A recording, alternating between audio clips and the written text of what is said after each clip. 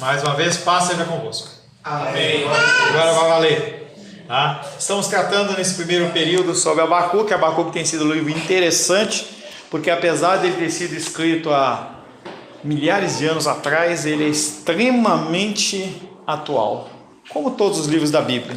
Mas como nós temos estudado Abacuque, tem sido interessante, porque a gente vê não só a ação de Deus, mas também a aplicação da ação de Deus nas nossas vidas nos dias de hoje.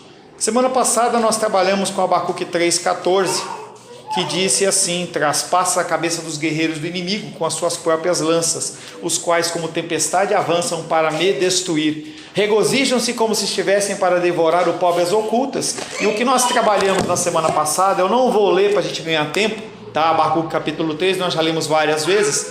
Nesse versículo de Deus está falando qual que é a forma de ação contra os inimigos do povo de Deus. Aquele julgamento, aquele juízo, ele virá de que maneira? E aí ele fala que a cabeça deles vai ficar tão bagunçada que eles vão se auto-atacar, eles vão se autodestruir. E eles ainda vão achar que estão fazendo uma coisa boa. Eles vão achar que eles estão matando os seus inimigos e eles vão se alegrar. Algo que nós vimos em Abacuque capítulo 2, que além de matar as pessoas, eles tinham prazer em matar. Então eles tinham requintes de crueldade. A morte mais violenta, mais era como se fosse uma competição, e eles disputavam para ver quem matava mais agressivamente. E nesse momento em que eles estão se matando os seus amigos, seus irmãos, seus pais, familiares, eles estão alegres, porque Deus ele confundiu a mente daqueles homens, eles estão se autodestruindo. Mesmo que nós não olhemos, não conseguimos ver nos dias de hoje a ação de Deus sobre os nossos inimigos, a palavra de Deus diz que quanto mais forte o inimigo, quanto maior ele é, mais ele cai.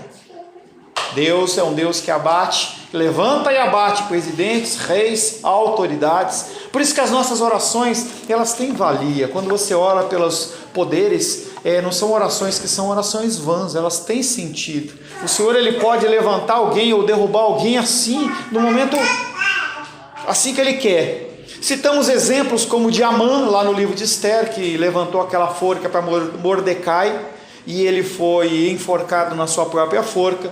Falamos também sobre Daniel na semana passada, Daniel que teve aquela série de pessoas que intentaram contra ele, colocaram ele na cova dos leões, e depois do livramento de Daniel, eles mesmos morreram dentro da sua própria determinação.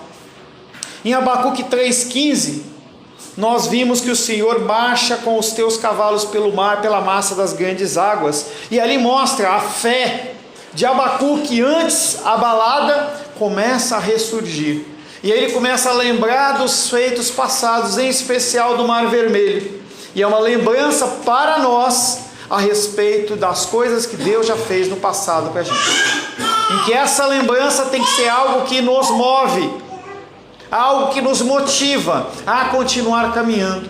As coisas que têm acontecido na nossa vida, elas acontecem muitas vezes para que nós possamos nos lembrar em momentos de maior dificuldade que se Deus agiu, Ele age novamente. Mas Abacuque também sabe que todo juízo que existe, ele começa pela casa de Deus. É algo que não é algo que eu posso provar através de versículos, mas entenda que o reflexo da sociedade, o reflexo de tudo que tem acontecido, essa bagunça que nós temos visto, é reflexo do que tem acontecido dentro da igreja.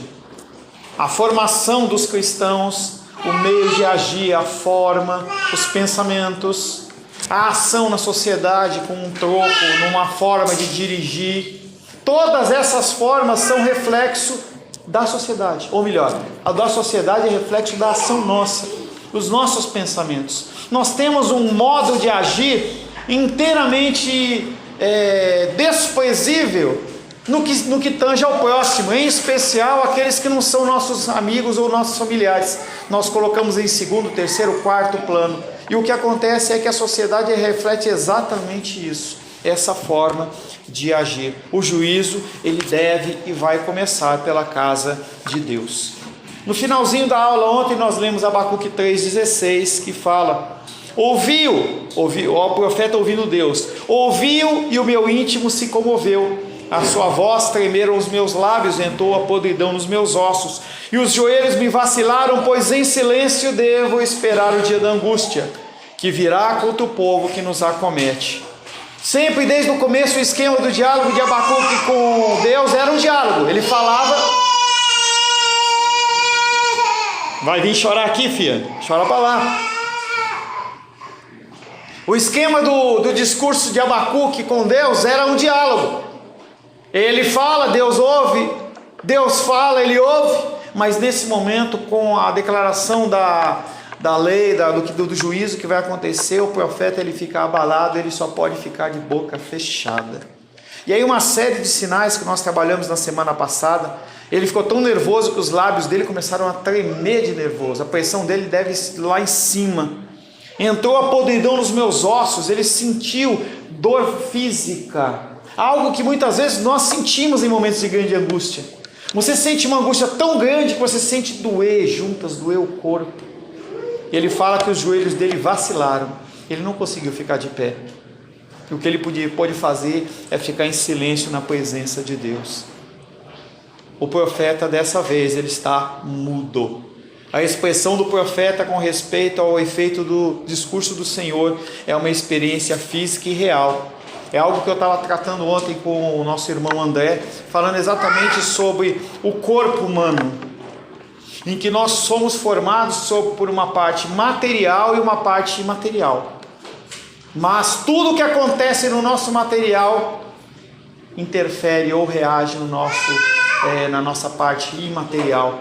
Não há como você dissociar uma coisa da outra, porque nós somos seres únicos. Alguém pode levantar uma palavra contra você e não encostou um dedo em você, mas talvez tenha te machucado mais do que uma agressão física. Então essas situações são situações que o ser humano tem porque ele é um ser único. É como a figura da Trindade, que nós temos a figura de Deus Pai, Deus Filho e Deus Espírito Santo, que apesar de serem três pessoas distintas, elas compõem um único Deus, e não há como imaginar a figura de Jesus Cristo fora da Trindade, ou a Trindade sem a figura de Jesus Cristo. Nosso ser é a mesma coisa. Entenda que quando você não está bem fisicamente, o seu emocional é abalado, o seu espiritual é abalado.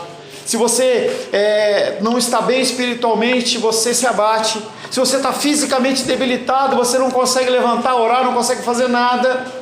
Então, o que o profeta a reação do profeta é uma reação totalmente natural, em que você também não tem que sentir sobre a sua vida um peso como se você não tivesse direito a sentir isso. Nós somos seres humanos, você tem direito a se sentir mal, você tem direito a se sentir doente, a estar indisposto. O problema é que você não pode viver uma vida nessa condição. A Bíblia não fala nada contra a depressão e qualquer uma dessas doenças psicossomáticas, psicológicas que têm sido apresentadas, mas você não pode ter uma vida só nisso. Você tem que sair disso. Brincava ontem e falava assim, um dos primeiros casos, pode dizer, na Bíblia de depressão foi a figura de Jesus, em que ele estava lá no monte do Getsemane e ele sofre sangue. Tanta angústia que aquele homem sentiu, mas foi um momento. A expressão do profeta com respeito ao efeito do discurso do Senhor sobre si é uma experiência física real. E quanto mais piedosa é a pessoa, mais a pessoa sente. Mais é o temor do Senhor. Quanto menos a pessoa tem comunhão com Deus, mais o coração dela é endurecido. Menos ela sente essas variações. Salmos 29.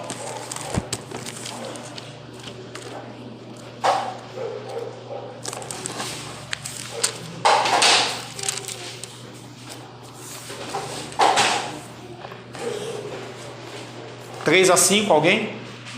Salmos 29, versos de 3 a 5. Ouve-se a voz do Senhor sobre as águas, troveja o Deus da glória. O Senhor está sobre as muitas águas. A voz do Senhor é poderosa. A voz do Senhor é cheia de majestade. A voz do Senhor quebra os cedros. Sim, o Senhor despedaça os cedros do Líbano. Outra pessoa, do verso 7 ao 9. A voz do Senhor despede chama de fogo. A voz do Senhor faz tremer o deserto. O Senhor faz tremer o deserto de Cádiz. A voz do Senhor faz dar cria às costas desnudas dos bosques. E no seu templo tudo destrói. Menos você, né? Glória a Deus. Amém? O salmista, o que ele está fazendo aí? Ele está identificando a voz de Deus, o poderio dele e como ele é pequeno perante isso. Qual é a reação quando você está perante a ação de Deus? É isso que esse versículo está falando. Como reagir? Soberba? Grosseria? Dureza de coração? Ou reconhecimento da grandeza do Senhor? Quanto mais piedosa é a pessoa, maior é o temor que sente pelo Senhor e pelas suas ações. Mas o que levou precisamente o profeta a esse ponto de espanto? Ele já está tendo esse relacionamento com Deus, esse diálogo já há algum tempo. A palavra de Deus não explicita isso, mas isso não foi um diálogo de 10 minutos. Foi um tempo maior. Talvez demorou um mês, vários meses, um ano, eu não sei dizer. Ali não fala em data. Mas todo esse diálogo vem mostrando todo um discorrer de uma história. Por que ele está espantado?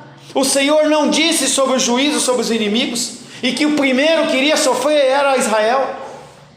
A razão de tamanha perturbação é por causa da terrível devastação que o próprio povo de Deus iria sofrer. Ele olha para aquela situação, ele fala, não tem mais volta.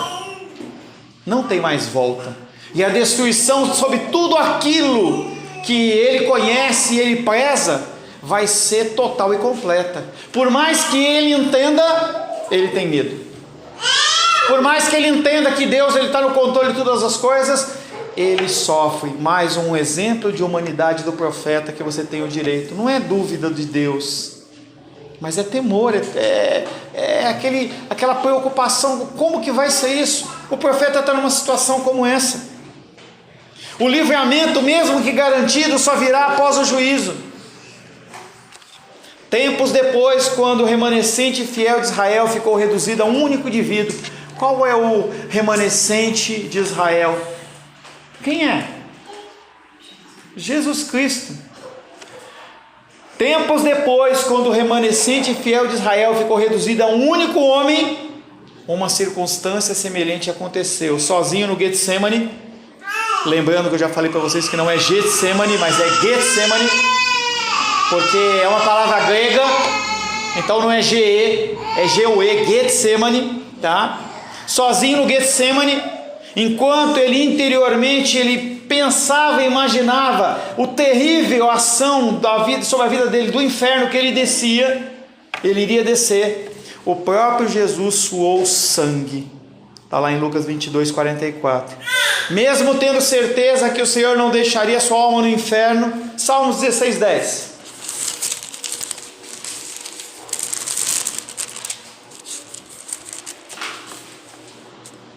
Pois não deixarás a minha alma na morte, nem permitirás que o teu santo veja corrupção. Salmista está falando de Jesus. Aonde? Na cruz do Calvário. Ele sabia que a alma dele não ia ficar no inferno, mas ele temeu. Tudo que iria passar, ele temeu. Mesmo tendo essa certeza, a realidade das agonias que tinha de suportar antes do seu livramento o esmagava. Como nós sofremos dessa condição? Em que nós sabemos que Deus está no controle de todas as coisas, mas mesmo assim, aquela situação nos esmaga. Sua alma estava excessivamente perturbada e o seu corpo reagiu com fantásticos sinais de compaixão. Jesus Cristo suou sangue, o profeta tremeu os lábios, não conseguiu ficar em pé, doeu as juntas, doeu os ossos. Abacuque 3,17. As pessoas adoram cantar esse versículo. Ainda que a figueira não floresça, nem haja fruto na vide, o produto da oliveira minta, os campos não produzam mantimento, as ovelhas sejam arrebatadas do aprisco, e nos currais não haja gado. Ele está falando sobre alimentação, sobre vestuário.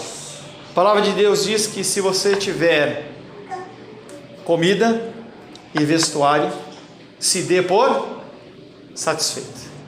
Está ótima a sua situação. Se você tiver o que comer e o que vestir, você é abençoado. E aqui o profeta está falando é que não vai ter nada para comer e não vai ter com que se vestir, porque naquela época não tinha C&A. Eles iam pegar a roupa a veste do camelo, da ovelha, fazer a roupinha lá. A palavra que introduz esse versículo pode ser considerada apenas como estabelecimento de uma possibilidade. Parece, ainda que, não vai acontecer. Não é algo que é uma hipótese. Ele só abriu com ainda que, mas vai acontecer. O Deus já tinha mostrado que aquele povo ia ser destruído e o juízo ia começar pela casa do Senhor. Tudo isso que o profeta está falando, ainda que, ia acontecer. Mas o contexto demanda mais. Essas coisas terríveis acontecerão, mas elas não devem ocorrer como uma consequência de seca ou praga. Não adianta você falar, é o diabo, está amarrado. Em vez disso, a devastação da guerra deixará a terra desolada. A voracidade insensível do exército invasor consumirá tudo o que for de valor na face da terra, não vai sobrar nada. Ontem estava vendo um filme sobre uma ocupação da alemã dentro de uma ilha da França, e aí mostra aqueles homens entrando e pegando tudo. E aquele homem tinha uma criação de porcos, e aqueles levando todos os porcos. Ele falou assim: os porcos são meus, eu vou comer o quê? Aí aquele homem pegou batata, um saquinho de batata, jogou no colo dele e falou assim: planta batata e vai se virar. É isso que ia acontecer. E o profeta está sabendo. A quebra das estruturas básicas da família e das ordens sociais culminará numa terra improdutiva. A figueira, a oliveira, que representam os frutos mais excelentes da terra, não darão o seu fruto. Joel capítulo 1, verso 7.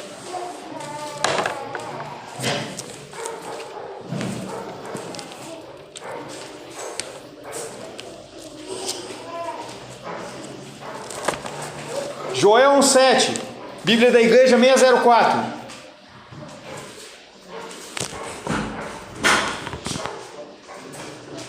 Joel 1,7. Cadê o óculos, filho?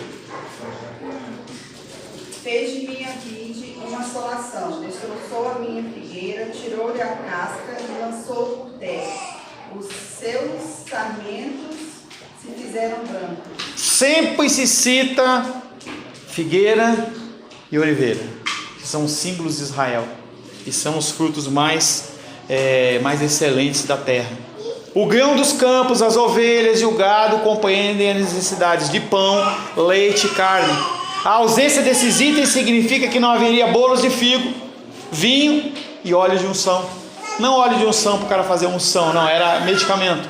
Naquela época, os ungüentos e os óleos, eles eram um medicamento que tinha na terra. Então eles usavam óleos. Então aqueles óleos eram o medicamento que eles tinham em maior abundância para utilizar. Eles não iam ter isso também. Não haveriam cereais, vegetais, leite, carne de carneiro, lã.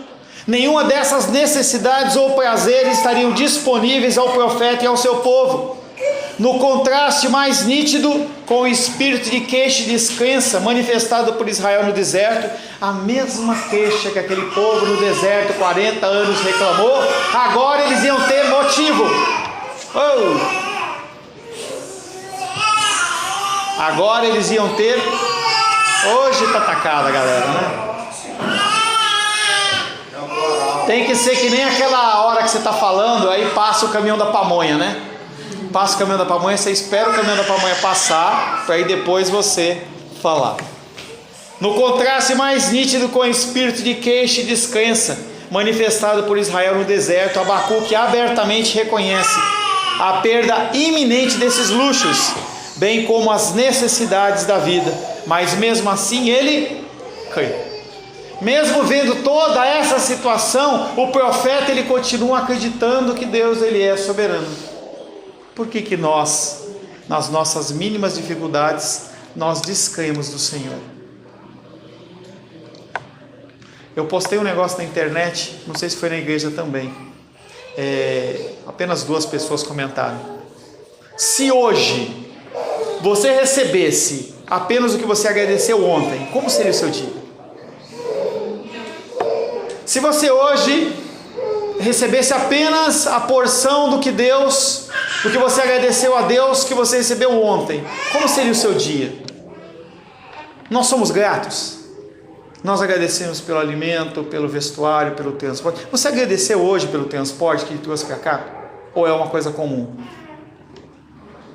Toda a ordem existente no presente mundo passará, mas a graça de Deus para o seu povo durará para sempre, porque Ele é misericordioso. Ele não afasta a misericórdia dele, independente da ação do povo. Finalmente aparece uma resolução do conflito que começou o livro. O profeta agora entende, por meio da revelação divina, a justiça dos caminhos de Deus com os homens e o juízo inevitável que deve sobrevir ao remanescente fiel de Judá. Mesmo o próprio profeta deverá sofrer privação de todas as coisas necessárias que sustentam a vida. Contudo, ele viverá. Eu falo para você, eu não sei se você se liga, quando eu começo a falar para vocês da perseguição que tem havido, se você anda um pouquinho na internet, você tem visto isso. O grau de perseguição que tem aumentado, ele vem exatamente refletindo o que esse texto está falando. O juízo começa por onde? Pela casa de Deus. Aqueles pastores que morreram lá, mais de 120 pastores que morreram, eles mereciam, entre aspas? Não. Mas o juízo começa pela casa de Deus. Esse juízo está se aproximando muito rápido de nós. Em que hoje a gente está preocupado com a comida, com a bebida, com uma coisa, com outra, com o cinema, se vai fazer isso ou fazer aquilo outro. Essa perseguição está chegando. Independente do governo que está, o governo que não está, essa perseguição ela está chegando. Contudo, o profeta sabe que ele viverá. E por viver, ele se alegra. Note bem que é na pessoa do próprio Senhor que o profeta se alegra. Ele não se alegra no mantimento que vai ter. Ele se alegra na presença do Senhor. Ele consegue desvincular o quê? As necessidades naturais do que é realmente importante. Nós vivemos numa terra, sim, que nós precisamos de alimento, vestuário, condução, moradia, todas essas coisas. Mas se a sua fé ela está depositada em você ter isso ou não ter isso, você é o pior dos homens. É o pior dos seres humanos. Nós temos que entender que sim, nós precisamos desta coisa, mas como profeta, apesar de tudo isso, toda essa situação, ele continua se apoiando aonde? No Senhor. Abacuque 3, versos 18 e 19.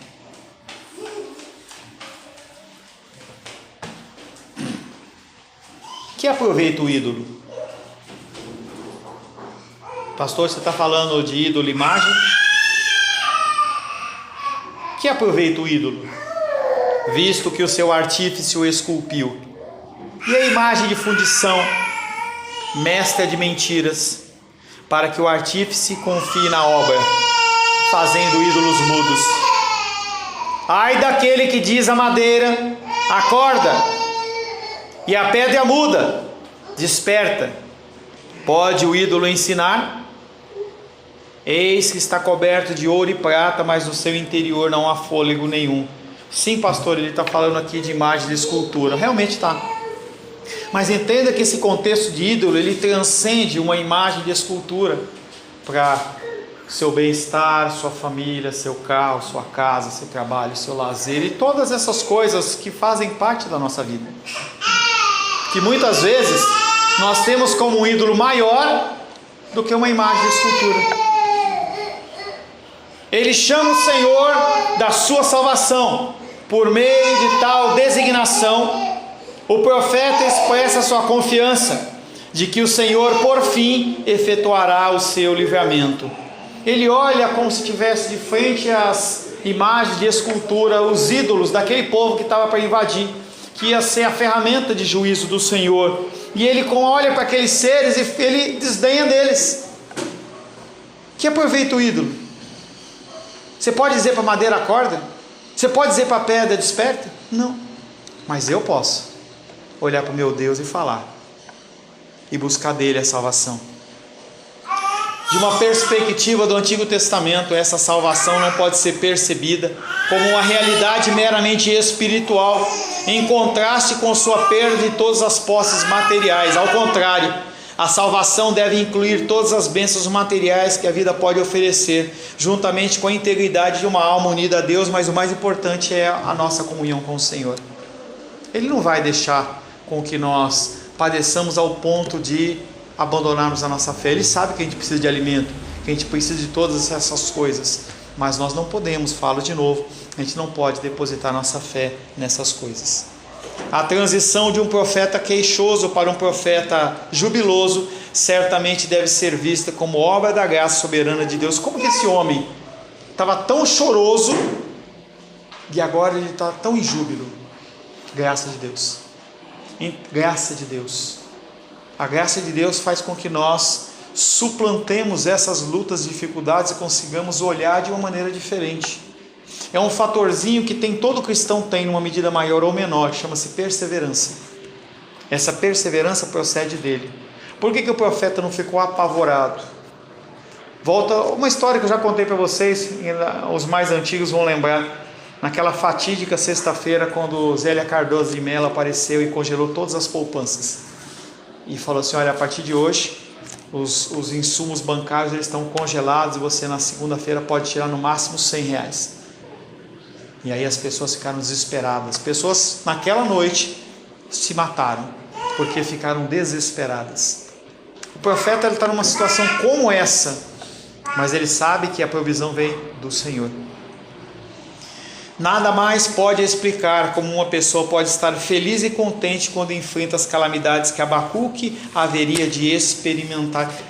Como que o profeta, dentro dessa situação, ele se alegra? Como que você pode se alegrar perante uma luta e dificuldade, perante um revés de uma morte de um ente querido, ou de um grande revés financeiro, se não na confiança do Senhor? Não há outra saída, não há outra possibilidade. A possibilidade é comunhão com o Senhor e confiança de que Ele está no controle de todas as coisas. E que, mesmo que a oliveira... Cadê o versículo? Ainda que a figueira não floresça, nem haja fruto na vide, o produto da oliveira minta, e os carros não produzam mantimento, e as ovelhas sejam arrebatadas no aprisco, e nos currais não haja gado, mesmo assim ele acredita no Senhor.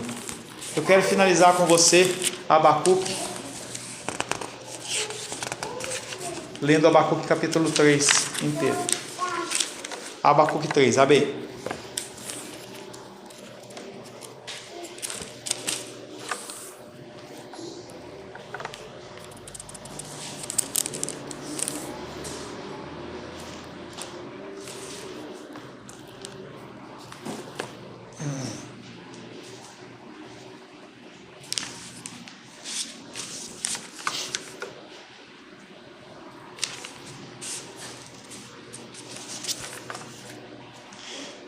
O coração do profeta Abacuque é sob a forma de canto.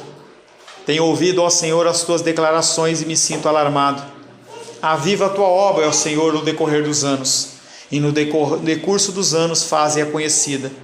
Na tua ira, lembra-te da misericórdia. Deus vem de Temã, e do monte Parã vem o santo. A sua glória cobre os céus. O seu resplendor é como a luz. Raios brilham da sua mão, e ali está velado o seu poder. Adiante dele vai a peste, e a pestilência segue os seus passos. Ele para e faz tremer a terra, olha e sacode as nações. Esmigalham-se os montes primitivos, os outeiros eternos se abatem. Os caminhos de Deus são eternos.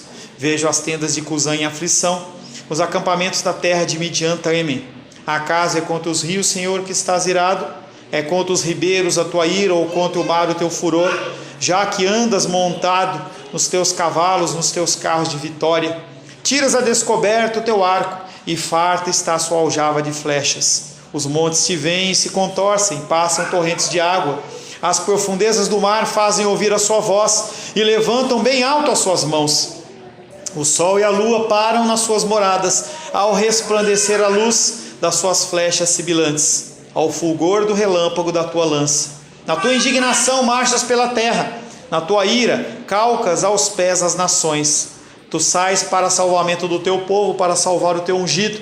Feres o telhado da casa do perverso e descobres de todo o fundamento. Traspassas a cabeça do guerreiro do inimigo com as suas próprias lanças, os quais como tempestade avançam para me destruir. Regozijam-se como se estivessem para devorar o pobre às ocultas. Marchas com os teus cavalos pelo mar, pela massa de grandes águas. Ouvi-o, e o meu íntimo se comoveu, à sua voz temeram os meus lábios. Entrou a podridão dos meus ossos, e os joelhos me vacilaram, pois em silêncio devo esperar o dia da angústia que virá contra o povo que nos acomete. Ainda que a figueira não floresça, nem haja fruto na vide, o produto da oliveira minta, e os campos não produzam mantimento, e as ovelhas sejam arrebatadas no aprisco, e nos currais não haja gado. E aí os 2 versículos que eu não li com você, e aí você vê que como vai dar sentido agora. Todavia, eu me alegro no Senhor. Mesmo diante de toda essa destruição, não é que ele aceita, não é que ele faz assim, tudo bem, todavia, eu me alegro no Senhor. Ele só se alegra? Não. Eu exulto no Deus da minha salvação. Exultar é um grau de extrema alegria, talvez comparável a quando uma criança nasce e você olha pela primeira vez aquela criança, ou um primeiro emprego, ou um casamento, sei lá, uma grande alegria. O que o profeta está vivenciando aqui é um sobrenatural de Deus, em que perante a essa destruição total e completa, ele não só se alegra, mas ele exulta. Talvez ele dê gargalhadas, não dá para dizer. O Senhor Deus é a minha fortaleza. Eu não dependo de gado, eu não dependo de oliveira, eu não dependo de figueira, eu não dependo de vestuário, eu não dependo de nada. O Senhor Deus é a minha fortaleza e faz os meus pés como o da corça. Quando você está batido, você fica o quê? Murchinho. Parece aquelas ameixas, né? Entendeu? Quieto, não quero, não mexe comigo. Eu não estou bem, eu estou triste. O Senhor Deus é a minha fortaleza e faz os meus pés como os da corça. E me faz andar altaneiramente. Como que andar altaneiramente? É pulando, dando brado. E aí, bom dia, boa tarde. E o profeta, para os seus amigos, ele vai parecer que ele é o quê? Ele é pirado. Hã?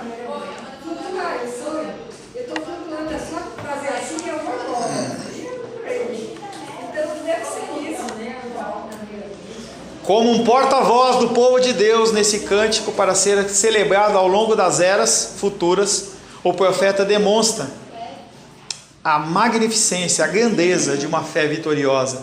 Qual é o fruto dessa fé? É isso. Esta confiança tem como fruto isso. Talvez você não seja a pessoa mais rica desse mundo, não seja a pessoa com mais posses, mais bens, mais reconhecida, mas a sua fé gera isso. Assim, o livro que começou com queixas termina com alegria, regozijo. A fé triunfa em vida a despeito das muitas calamidades. É o momento de você começar a olhar para aquelas dificuldades e falar: glória a Deus. Você está louco? Você está louco? Bati meu carro. Glória a Deus. Eu lembro que uma vez eu ainda estava namorando com a Rosângela, e aí eu estava lá na casa com ela. Lá, quando eu saí, a porta, eu tinha um Corsinha, mas daqueles grandes perua, o Wagon, sabe? Aquele grandão, maior que o sedã. E aí o cara, era muito frágil a porta, o cara deve ter apoiado o joelho perto do vidro assim, e puxou, e entrou e roubou o som. Eu não sei de onde saiu aquilo. Quando eu olhei aquilo, eu falei: glória a Deus. Nem sei porque eu falei aquilo, mas eu falei: glória a Deus. Talvez depois eu fiquei me olhando e falei assim: que doideira é essa? Vai dar um prejuízo de mais ou menos uns R$300 isso aí, pelo menos. Mas eu olhei para aquilo e falei: glória a Deus. Mesmo o revés mais horrendo não pode romper a confiança na vitória final. Assim, um livro que começou com queixas termina com alegria. A fé triunfa em vida a despeito de muitas calamidades. Cânticos noturnos antecipam a feliz chegada da aurora, quando o fiel deverá receber a sua justificação final. Que o Senhor mesmo continue a fornecer a mesma graça para mim e para você, que nós possamos aprender a ver Deus, glorificar a Deus, independente da situação. O que acontece é que essa diferença será uma diferença enorme para aqueles que convivem conosco, porque as pessoas elas não sabem fazer isso, e quando elas verem você, aí vai ser aquela música: como um farol que brilha à noite, como ponte sobre as águas, como abrigo no deserto, flecha que acerta o alvo, eu quero ser usado da maneira que te agradas, em qualquer hora e em qualquer lugar. Eis aqui a minha vida, usa-me, Senhor. É isso. É a gente olhar para as outras dificuldades e conseguir falar glórias a Deus. As pessoas vão olhar para a gente no momento inicial como loucos, que nem Atos. Lembra de Atos capítulo 2 verso 8, quando o Espírito Santo vem, aqueles homens estão lá, eles estão bêbados. Não estão bêbados, eles estão alegres. É 9 horas da manhã ainda, não tem como eles estarem bêbados. Muitos vão falar: você está bêbado. Mas naquele dia em que alguns falaram, os discípulos estão bêbados, 3.000 se converteram. É uma arma, uma ferramenta que eu e você temos. Amém? Senhor, em nome de Jesus, agradecemos a Ti por todo este período em que nós pudemos estudar sobre o livro de Abacuque. Agradecemos porque o Senhor nos sustentou, nos guardou e nos protegeu. E mesmo em meio à destruição, Pai, o Senhor coloca a certeza do profeta de que o Senhor é forte, é poderoso, é majestoso e que guarda os seus. E mesmo, Pai querido, que a vida nossa aqui na terra não seja um mar de rosas, e mesmo que nós sejamos consumidos de todos os nossos bens, e como Jó, percamos inclusive a nossa saúde, e se for o caso, Pai, que nós chegamos até a perder a nossa própria vida, nós podemos ter a certeza que nós, ao fecharmos os olhos aqui, nós estaremos abrindo os nossos olhos, Pai querido, na Tua presença, junto dos altares celestiais. Te louvamos, te adoramos e te bendizemos, Pai, em nome de Jesus. Amém. Glórias a Deus.